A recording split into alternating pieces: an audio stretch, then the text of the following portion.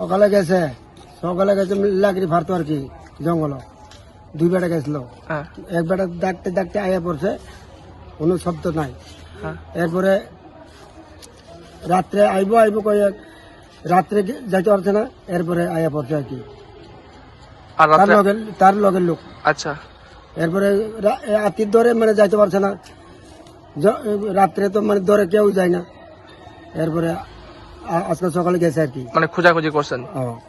এরপরে লোক বিষে গেছে, আবার খানা পিয়াজও গেছে, এরপরে লয় আনছে আর কি, পাইছে। গিয়া কি অবস্থায় পাইছেন? মানে কাজ করে মানে ঘুমাই গেছে, মানে মানে শুয়ার মানে জঙ্গলের মধ্যে রয়েছে না, হাতে দাওয়া আছে আর কোরআন মানে কাজ করে ঘুমাই গেছে।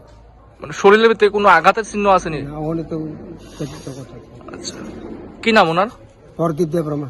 প্রদীপ দেববর্মা। কোন জায়গায় বাড়ি? সাপ্লাই। চাম্পলাই। কি মনে করতেছেন এটা কি এর থেকে হইতে পারে?